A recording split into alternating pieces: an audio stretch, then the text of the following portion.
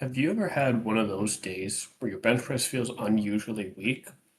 Last week you benched 225 pounds for 8 reps. This week you only managed 6. Assuming your technique didn't change very much, what happened? Do you actually lose strength? Probably not. Today I want to explain why your strength changes from workout to workout, what causes those fluctuations, and how to tell the difference between a bad workout and a lack of progress. One of the biggest misconceptions in strength training is that strength is a fixed value. In reality, your performance varies from session to session. Some days you'll perform slightly above your average, other days you'll perform below it.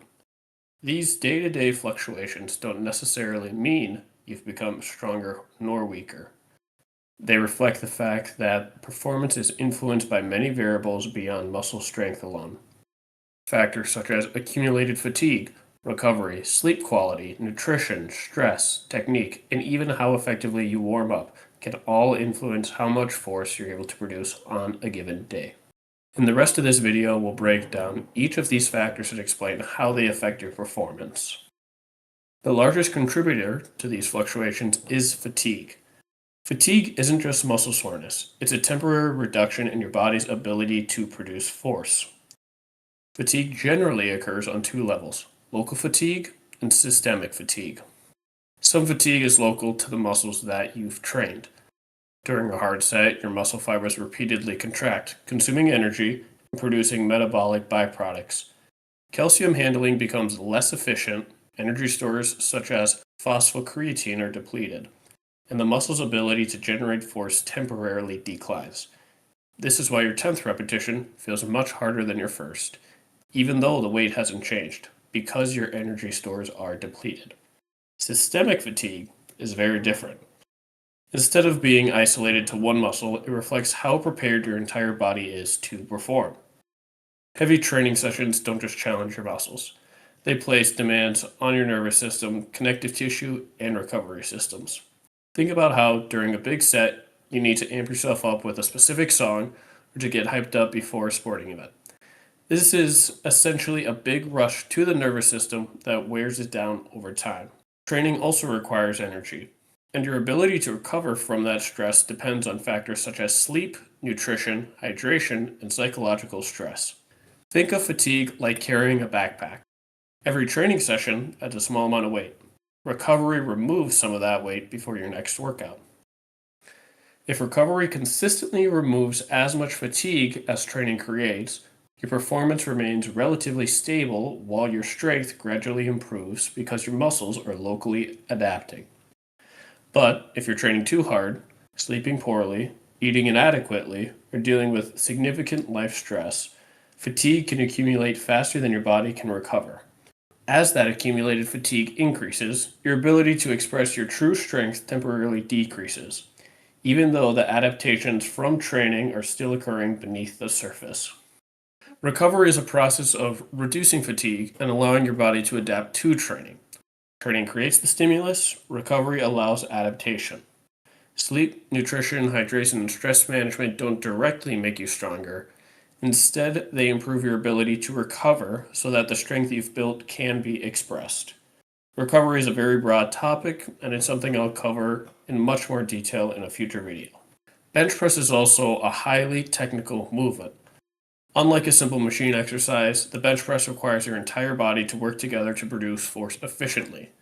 Small differences in bar path, where your bar touches your chest, how you position your shoulders, how you brace your torso, or how effectively you use leg drive can all noticeably affect performance.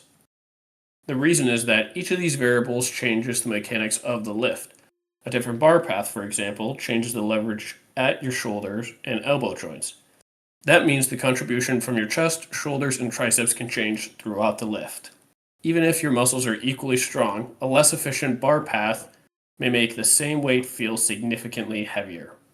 Your body also becomes highly adapted to the movement patterns you practice most often. Every repetition helps reinforce a specific motor pattern. Over time, your nervous system becomes more efficient at coordinating that exact movement. If you suddenly change your technique, even slightly, your body hasn't yet developed the same level of coordination for that new pattern. As a result, the lift may temporarily feel less efficient. not because you've become weaker, but because you're performing a movement you've practiced less. Leg drive is a good example. Proper leg drive isn't about pushing the bar upwards with your legs. Instead, it's about creating a stable base that allows force generated by your upper body to be transferred more efficiently into the bar. If one workout you maintain consistent leg drive and the next workout you don't, your bench press may feel noticeably different even if your upper body strength has not changed. This is why consistency and technique is so important. If your goal is to measure whether you're actually becoming stronger, you want each repetition to be performed as similarly as possible.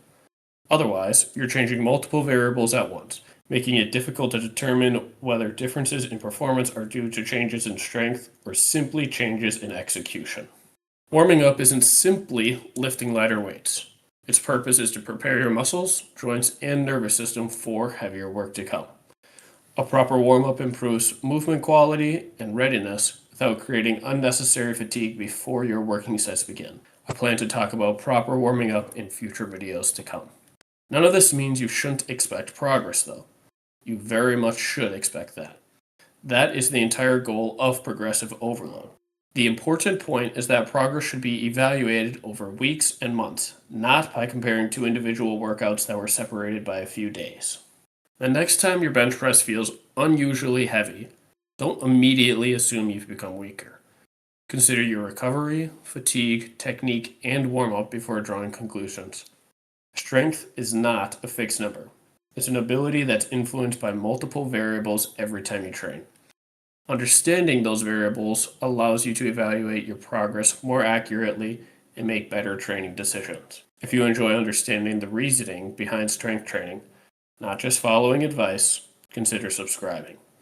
That's what Strength by Design is all about.